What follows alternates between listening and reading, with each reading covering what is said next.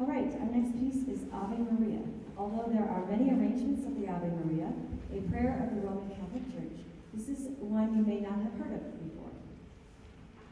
The melody is attributed to late Renaissance Italian composer Giulio Puccini and is romantically arranged for strings, harp, and voice by Nicholas Palmer.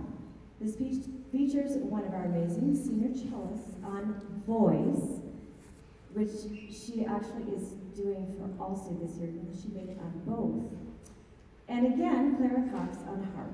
So again, we are so excited to feature one of our seniors and one of our graduates, and we hope you enjoy this beautiful arrangement of Ave Maria.